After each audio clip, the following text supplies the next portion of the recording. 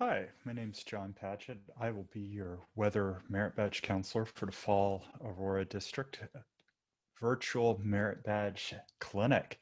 Hey, excited to be here with you. Weather Merit Badge is a great merit badge to do during COVID because a lot of it can certainly be done right now. Share my screen here. Hey, a couple things about me. I grew up in scouting in Texas. My favorite merit badges growing up were small boat sailing merit badge and also cycling merit badge. I still love those activities. They're all very weather dependent, sort of caused me to become a little bit of a weather nerd along the way. Growing up in Texas, I didn't have the chance to do snow sports merit badge, but that's another great activity. If you do that, you certainly want to track the weather so you're there on the powder day or whatever it is. You sort of don't want to be chopping through the Cascade concrete and everything. Hey, couple of things. Contact information's on the slide right here, so make sure you jot that down because we'll be circling back to complete the requirements here. So uh, certainly email's a good way to get a hold of me. We can arrange a video conference to chat, or we can do that over the phone. That first phone number, the 902-2355, is my office phone number. Probably not the best way to get a hold of me right now since I'm mostly working from home, but definitely try my mobile number there, the 206-226-2452 number. A couple of things when you do get in touch with me there, please make sure if it's on the phone or video conference that you've got a parent or guardian there in the room with you. And that if it's over email that you're copying a parent or guardian, that way we're all following the Too Deep Leadership Youth Protection Guidelines. So there's a couple of details here that I'll work through just on logistics of the merit badge itself. Watch this lecture. I'll give you some pointers to get you started on the requirements. The completing the requirements is totally up to you here. So a couple of things you'll want to do. Go ahead and get your Weather Merit Badge book. You can purchase that at scoutshop.com, or you can buy that at the Scout Shop. You can also probably pick this up from a Seattle Public Library. I'm pretty sure the library has all those in stock. I don't know what the deal is with getting library books right now during COVID, but any merit badge you start working on, getting the merit badge book is a great resource if you have a hobby you want to get started in. The merit badge books are the best way to go about that, or if you want to learn a new skill. So we'll be using ScoutBook to record our merit badges here. So on the internet, you can Google up the ScoutBook Merit Badge Counselor Guide. This has some specific instructions, just like in the blue card, you would go to your unit leader. Hey, I want to work on Weather Merit Badge. Your unit leader would find a Weather Merit Badge Counselor for you and sign a blue card. Well, it works the same way electronically in ScoutBook. So this is a new thing. So you might need to point your unit leader in the direction of how to do this in ScoutBook, but they're going to connect you to me in ScoutBook. I can just tick off that you've completed the requirements. If this gets a little overwhelming, then we can certainly do the blue card. We can email that back and forth with and get all the signatures and initials and everything, and I can sign off your requirements that way as well too. When your unit leader does go to find me in the Merit Badge Counselor list in ScoutBook to associate you with me, I live in South Seattle. My zip code is 98118, so I don't live in North Seattle. So there's probably, you have to filter through 100 other Weather Merit Badge counselors before you run into me, just because the way it sorts the geography by zip code. So anyway, there I am. I'm the guy on the bow of a sailboat in the picture there. and it's got my contact information there as well. So that's how you find me in ScoutBook here. Let me see. All right, cool. Well, let's move on here. What I'm going to have you do, if you want to, it'd probably be a good opportunity to go ahead and pause this video, open up YouTube, and watch a video called Sailing a Superboat Across the Atlantic in Record Time. It's a 22-minute video. It's actually super interesting. It's about a group of people. They build a 100-foot sailboat that can sail fast enough to keep up with a low pressure system crossing the Atlantic. They set a new record and set a new way of doing that. Anyway, you'll see all this in the video. While you're watching the video, I want you to watch for a couple of things. I would have shared the video in this recording here, but it's copyrighted. But and then after you're done watching the video and you watch for these things, come back to that. We'll talk about these things as we go through completing the requirements to help try and explain some of these weather phenomenon, because they run into most of these things that are in the requirements as they cross the Atlantic. So specifically, watch. They're going to talk about staying in a weather, they call it a weather system there, but they're specifically talking about a low pressure weather system in the mid latitudes. So keep an eye out for that. They're going to be talking about a front and trying not to let the cold front catch up with them. So we'll be talking about frontal systems that are attached to low pressure systems in detail here. So watch for that. Watch for the lightning and thunderstorms associated with that. Watch the gear that the sailors are prepared for this crossing. It's going to be very similar to any outing you're going to do in scouting, and what they have to stay warm and dry, keep themselves fed there. Watch for when they talk about potential for icebergs, the fog that is associated with the warm front and the low clouds, reducing the visibility around that. Watch for when they talk about the increased visibility around the icebergs, and try and think about why that might be. If you're sailing through fog and all of a sudden the fog lifts a little bit, why that might be if there's an iceberg there. Towards the end of the crossing, they're going to talk about, they're going to briefly say ridge. So keep an eye out for that. And a ridge is going to be a high pressure system that is blocking a low pressure system from advancing or just dissolving it. So they're going to talk about how this low pressure system that they're in was strong enough to drive through the ridge of high pressure. So keep an eye out for those things. Watch the video, come back to this lecture here, and we will pick that up here. So we'll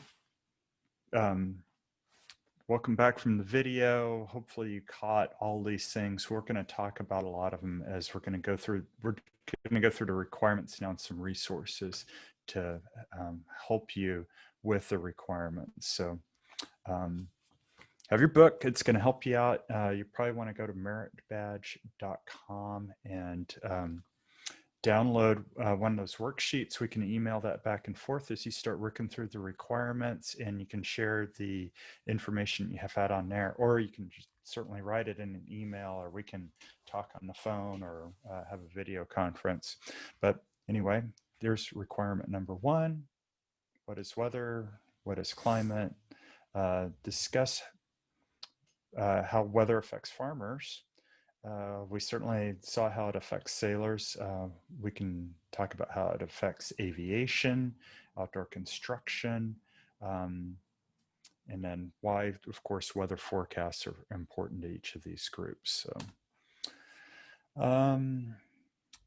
5 dangerous weather-related conditions. You want to name those, give some safety rules when you're out of doors. And for when you might be experiencing severe weather, difference between a watch and a warning. Your book's going to help you out with that. So think about some dangerous weather-related conditions and then discuss some safety rules with your family. This is going to be a requirement that's sort of later on in the Merit Badge 2, where you're actually going to give a presentation with some safety rules to your patrol. So, but first start by discussing that with your family. All right. Requirement 3, difference between high and low pressure systems in the atmosphere. Tell sort of related weather with those systems. So we'll do that. We'll look at, you're going to actually draw a cross section of a cold front. I'll show a picture of it, but that's in your book there, as well as a warm front, showing the location movements of the warm air and cold air along the frontal slope. So we'll talk about that, the location and types of clouds associated with each different type of front, and the location of where the precipitation is. So let's look at some diagrams that'll help us with that. These are all in your book here too. Most of our weather is going to happen near the surface in the troposphere. We're going to talk about some of the weather that's in the stratosphere. That's where our upper level winds that are driving these low pressure systems around happen is up in the stratosphere. So we'll talk about the upper level winds and how they guide the low pressure systems here too, and how that affects aviation certainly. So once you get up into the mesosphere and troposphere, that's basically space there. So we're not going to worry about that too much here. There's not really weather as we associate weather here on the surface happening there. All right.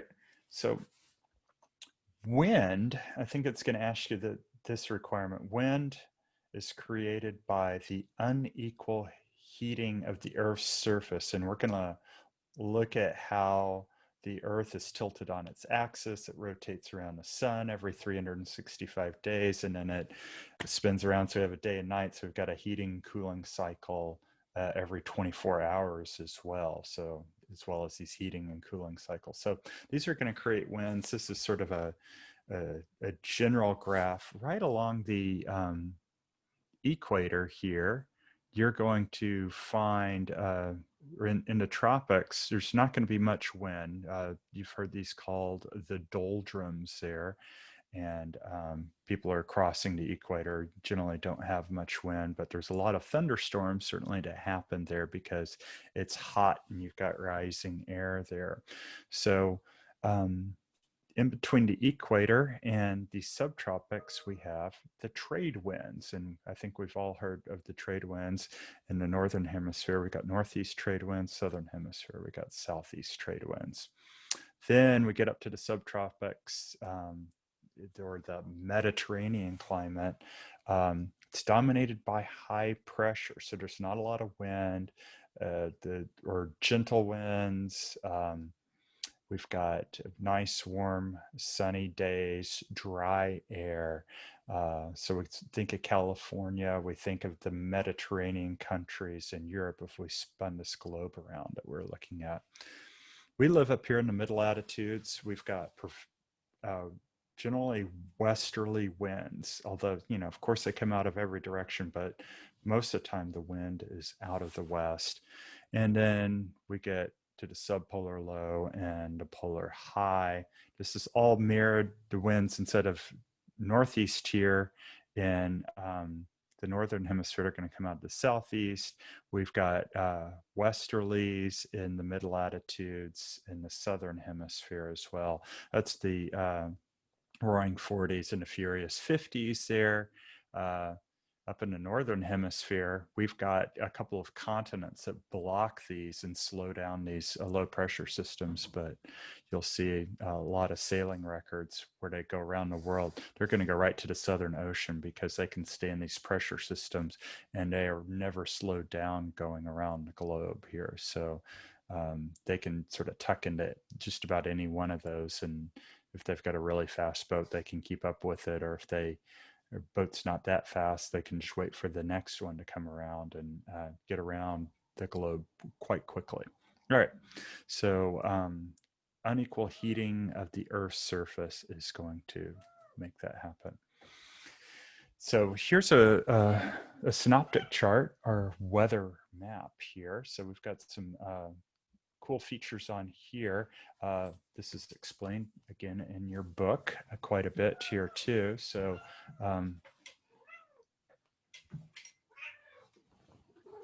say hello to Coco here. He wants to help out.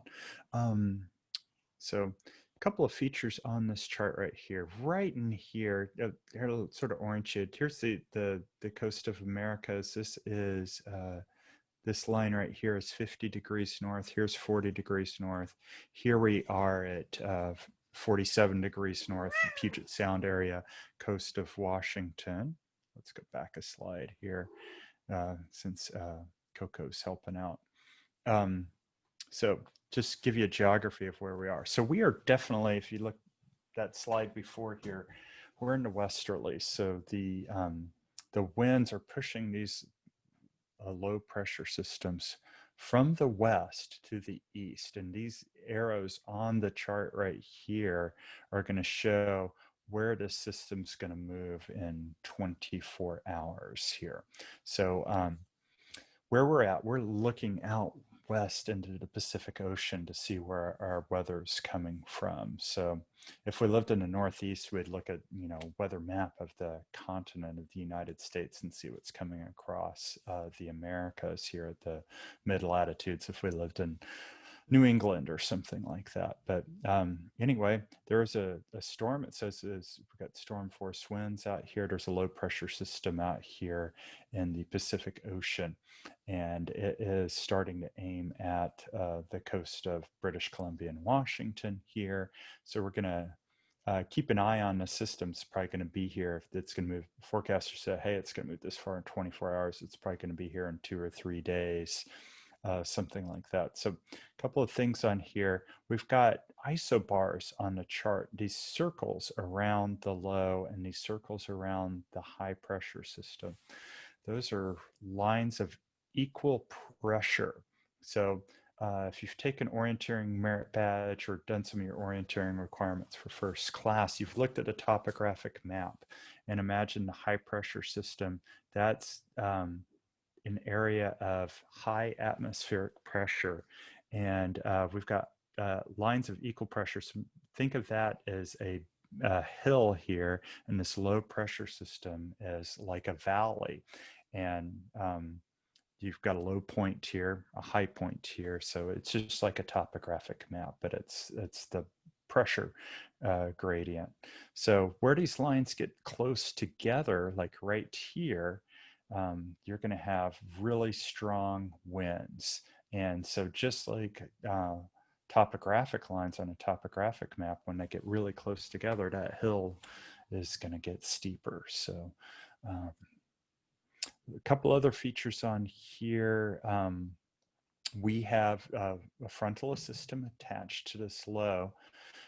This line right here with the blue triangles, that is a cold front, and the blue triangles face in the direction that the front is moving. So ahead of the front, you're going to have warm, moist air. Behind the front, you're going to have cooler, drier air. So there's a boundary here, and the cool, dry air wedges up underneath the warm, moist air and pushes that aloft. That's where you're going to have thunderstorms. That friction of the cool, dry air and the warm, moist air is going to create lightning thunderstorms. This front right here that's attached right here with the red semicircles, that is a warm front, and the semicircles are in the direction that the front is moving there. So that is where warm, moist air is overtaking cooler, drier air. And then right here where this, it's got the triangles and the half moons, that's an occluded front. So that's where the cold front has caught up with the warm front there. All right. And then this is the forecast for 24 hours from that other chart there. So we can see where that frontal system has moved there. This is this chart here shows the jet stream. So this is the weather that's happening in the upper levels of the atmosphere to stratosphere. Sort of when we looked back, here, this chart, the stratosphere.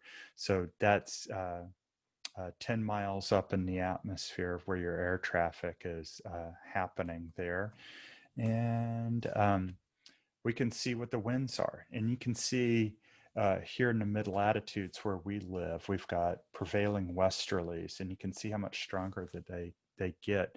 I don't know if I pointed out on the other chart, but we've got wind barbs on here. So, for example, uh, this one right here is showing that the upper level winds are 95 miles an hour. So the pennant on here represents 50 knots of wind, and each long barb represents 10 knots of wind. The short barb represents 5 knots of wind. So you add all that up, you got 95 knots of wind. So if you're flying from Seattle to Japan, you're going to route yourself probably north of the jet stream, in this case, flying Japan, or you're going to route yourself potentially south of the jet stream there. So you're not facing that headwind. On the way back, you're going to jump right into the strongest part of this jet stream, which is going to take you, even though you may have to fly some additional miles or something, a 95 knot headwind, it's going to save you some fuel and time in that case there. So that's how aviators may use the weather forecast. All right, we're going to take a look at what a cold front looks like. So back to this chart where we've got the cold front. Remember, it's the blue line with the blue triangles. So that is the boundary there. So that is the cold air forcing its way up underneath the warm, moist air. So there's some of the clouds that are associated right along the frontal boundary. You're liable to have thunderstorms. So that's where you get your cumulonimbus clouds there, and followed by some low stratocumulus clouds behind the front there before the cooler, drier air really moves in and clears everything out. All right. Here is a warm front. So we've got warm, moist air overtaking the cooler air. You've got those low nimbostratus clouds. You've got low clouds to the surface there, a lowered visibility, and drippy, drizzly rain, kind of miserable conditions there along a warm front boundary. All right, what causes wind? I think we just talked about that. The unequal heating of the earth causes wind. I think we've explained that as best we can, but you can go back to your book there, but write that in your own words there, explain it. What causes rain along there, how lightning and hail are formed. I think we've covered that a little bit with anything that's going to move warm, moist air aloft is going to cause potential for thunderstorms, hail and lightning, rain. We get the same phenomenon when we've got warm, moist air moving and the mountains are causing it to rise up. So in the summertime, a lot of times you'll see thunderstorms just right along the edge of the Cascades there. So anything that's going to move air up is going to cause rain and thunderstorms there. All right, especially strong things like lightning, thunderstorms, hail. All right, identify and describe clouds in the low, middle, and upper levels of the atmosphere. Relate these to specific types of weather. So we started to touch on that. There is, especially as they're associated with warm and cold fronts, but there's a nice chart in your book that shows clouds in different parts of the atmosphere. And there's a nice little thing that gives you the Latin definitions of the names of clouds. So cirrus is high-level clouds that are sort of wispy, curly tendrils of hair. We got stratus, that's a layer or sort of blanket stretched out of clouds. Sometimes we'll, looking out the window, sort of looking at that, because we know we got a warm front coming the day I'm recording this. Cumulus, we got a heap or pile. Think of accumulate, and then nimbus is rain. So some of these are combined, of course. So we got cumulonimbus clouds. We've got stratus clouds, nimbostratus clouds. So there you go. There's your definition there. All right. Draw a diagram of the water cycle. Label its major processes and explain the water cycle to your counselor. So fortunately, in your book, again, there's a nice diagram of the water cycle. So we got the mountains, we got rising air hitting the mountains, creating precipitation. It's running off into the rivers, eventually in the Puget Sound, where it's going back out into the Pacific. It's getting heated. It's warming back up, rising. Another low pressure system moves through, creates a lot of rain, especially when it meets the mountains there, and it all purifies our water and provides, our drinking water, keeps our rivers flowing, all that good stuff. So provides energy, of course, for electricity. You see a dam here on one of the rivers there. So that's how we get a lot of our electricity. So water cycle is really important. So go ahead and make your own diagram of that and explain that to me. So human activities that can alter the environment, describe how they affect the climate and the people. So we can look at climate change caused by gases trapped in the atmosphere, creating a warming climate, how that affects people, increased hurricanes, increased tornadoes, stuff like that. Deforestation, how that's going to affect the climate and people as well. So there's some good examples of that, again, in your book. All right. Oh, cool. We've touched on this, but describe how the tilt of the Earth axis helps determine climate of a region near the equator, near the poles, and areas in between. So remember we talked about Mediterranean climate off Florida, the prevailing westerlies that we have here, the doldrums along the equator. But, and so back a couple of slides here. Let me get to it. Oh, there we go. It's catching up with me. Yeah. So we talked about it in general, but we've got the Earth tilted on its axis and it's going around the sun every 365 days. So that creates our seasons. So the area of low pressure along the equator is going to move north and south during the seasons. In the summertime where we live, we're going to get that Mediterranean climate that's more typical of California.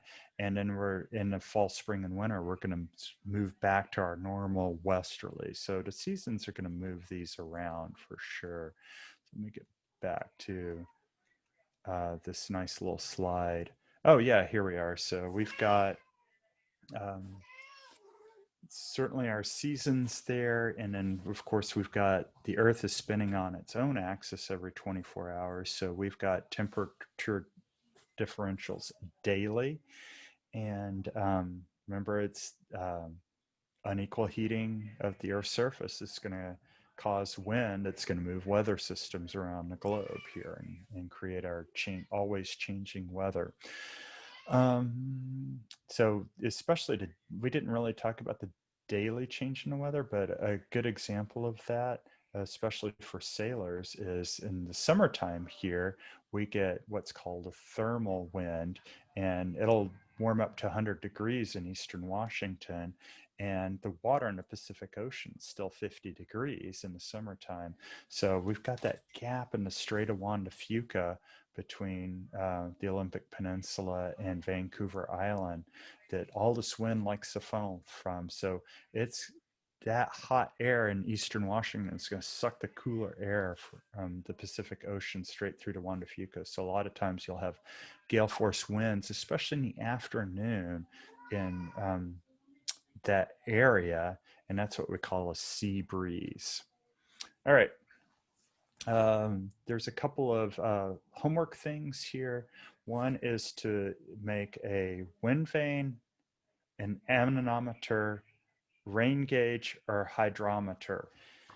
In your book, it's got some directions for making, and it says Aurora. You don't have to make all of them. So the hydrometer is really cool for measuring relative humidity.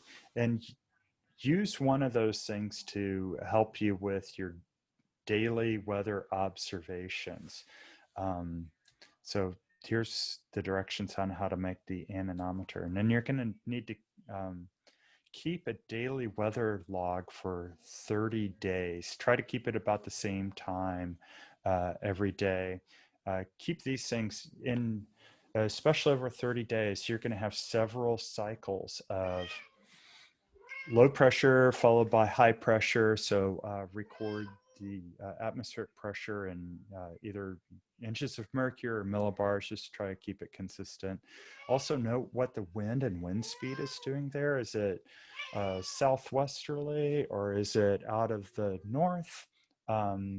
If it's out of the north, we might be under influence of a high pressure system where we live. And if it's out of the at our latitude and hemisphere, it's probably we got a low pressure system moving in here. Temperature, relative humidity. Keep it for 30 days and keep an eye on what's going on, and that'll help you get an understanding of these cycles in the weather.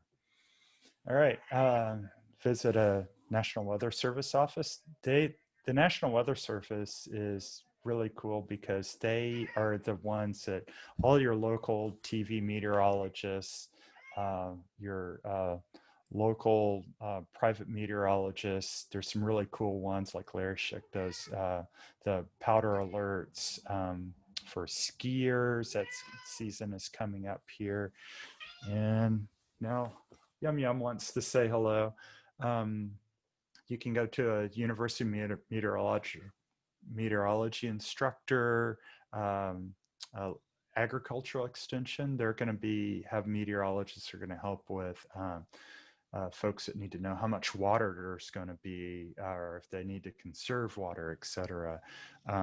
That's always interesting stuff. So find one of those. You might be able to do a virtual visit with them for sure, since there's a pandemic going on. So do that. It's going to have you ask them two leading questions. So make sure that you're, actually meeting someone in a format where you can have a dialogue there, and make sure you've got another adult with you when you meet with them. But ask them what's the most damaging and dangerous weather for the community they live in. You might find, whether it's you're meeting with the avalanche forecaster or you're meeting with the agricultural extension, they might have different answers for that. So the other leading question for them is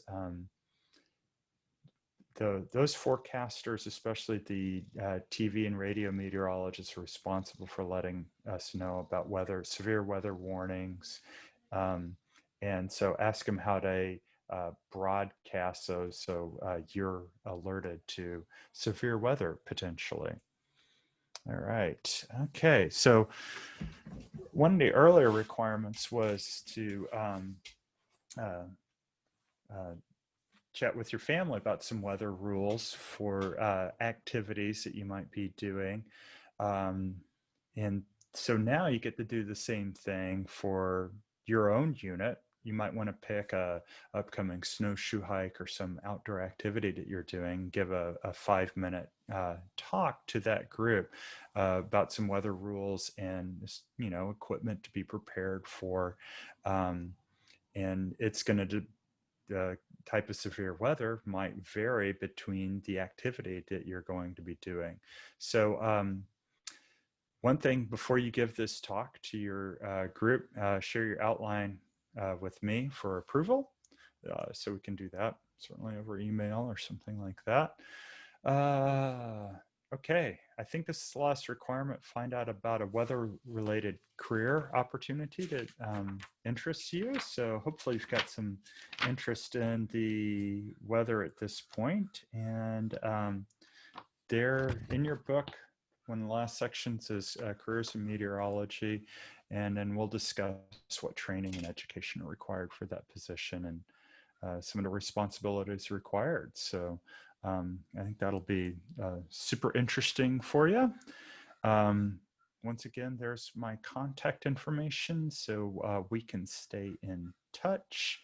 I didn't add it to this slide, but probably if you can reach me by phone right now, best is my mobile number of 206-226-2452. And good luck. Look forward to working with you.